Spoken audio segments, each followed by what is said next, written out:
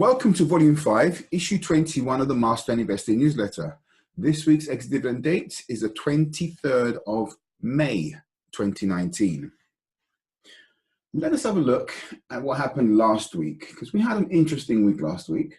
Royal Dutch Shell. Red line is the lowest price on Wednesday. The green line is the highest price on Wednesday. That's the range for Wednesday. So we can see that towards the end of the day, it was kind of bullish, a bit like the FTSE 100. And then it gapped down,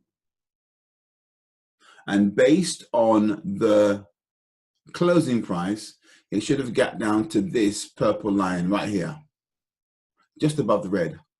However, what does it do? It gaps down and it gets caught up in this upwards draft, and this draft literally lifted its wings and as it floated up, and you can see literally it touched the exit point for everybody who came in long at the worst price. So everybody got paid right at the end of the day if you caught it. And if you didn't catch that, you definitely got your money back on. You had the opportunity to get your money back again on Friday. Friday morning, obviously people selling off right here.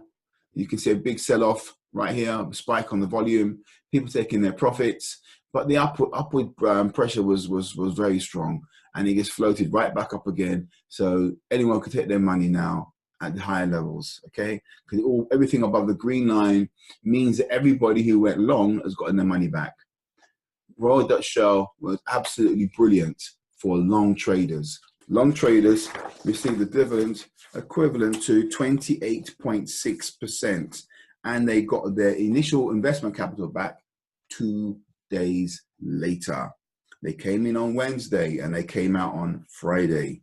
Now, to get 28% in 2 days, that's not shabby at all for professionals. Non-professionals got 7%. And again, 7% in 2 days, I'm not sure many people could argue with that. That was Royal Dutch Shell. The next one was Intertech. What were they saying? Red line is the lowest price on Wednesday.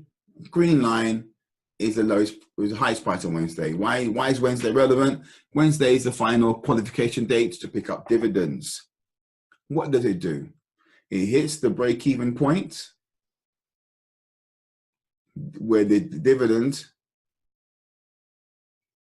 adjustment line is, and then it flies up from there. It flies up. It runs out of steam. Remember, Thursday was a bullish day, so we know what was going on here. The rising tide of the FTSE raised all the ships in the water. So we've got this upward pressure, okay? For everybody, apart from the top end of these 4 candlesticks, so from 3 o'clock until 4 o'clock, everybody who came in before 3 and after 4 got their money back. That window of 3 to 4, the top end of 3 to 4, those guys are still waiting. Everybody else got their money back, and you got it back in 1 day. You came in on Wednesday, you got your money back. You had the opportunity to get your money back on Thursday. So great for long traders. Had you gone long and you got your money back, you would receive a dividend of 26.2 as a professional, 6.5 as a non-professional. Glaxo. Glaxo is in the range between this green line and the red line. This is the range here. It's quite thin. It's just gently moving along, but it's going upwards. Hit the ceiling just after 3 o'clock, and then basically starts to drift down. What happens on Thursday? The dividend qualification takes place. It goes now ex-dividend on Wednesday. On Thursday, it gaps down and it starts to move down. It hits the lowest point it was on Wednesday. It uses that as support and starts to float back upwards, okay? By Thursday, you get the opportunity to take your money back, your original capital, okay? It dips a bit below around 2:30 and it bounces right back up again. So from 3 o'clock onwards, everybody can get their money back. So Glaxo, brilliant for long traders.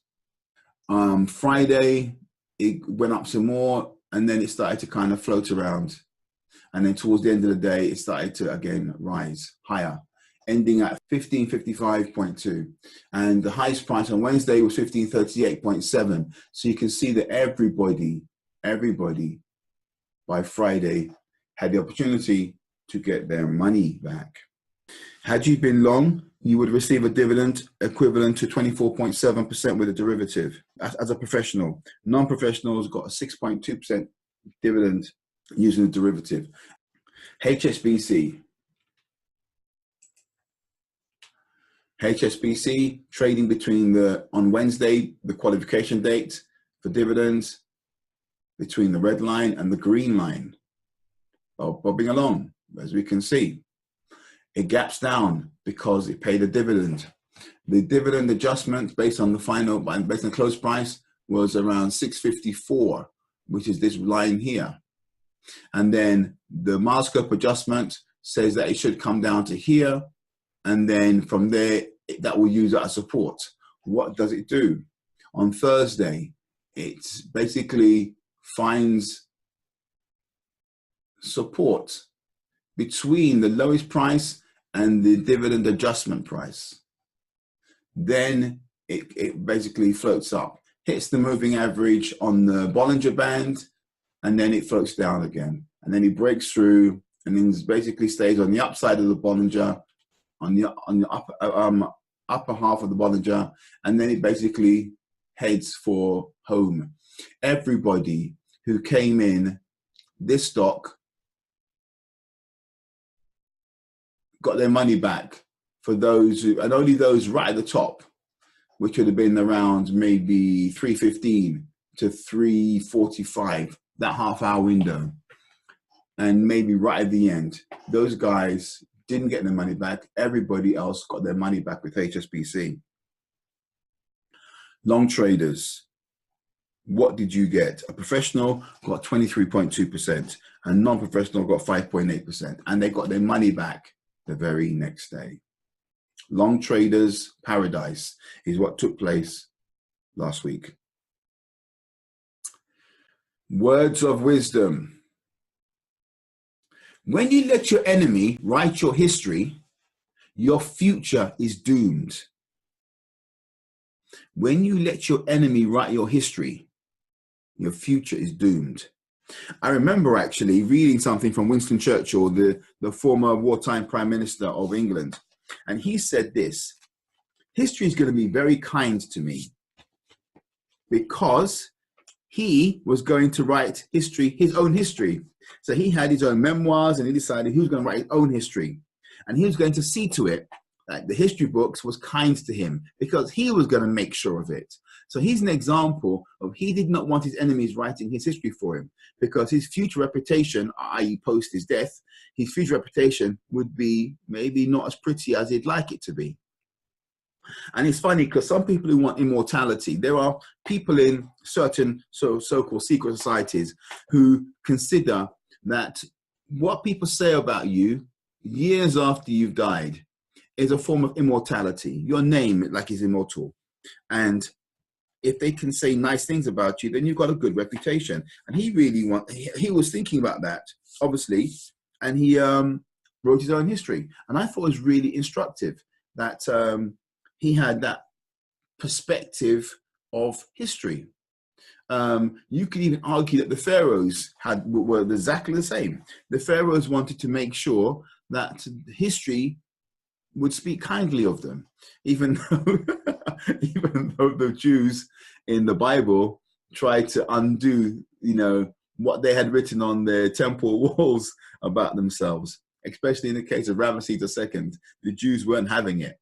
But what I find funny is that I think the Jews are mixing up their pharaohs. So it is what it is.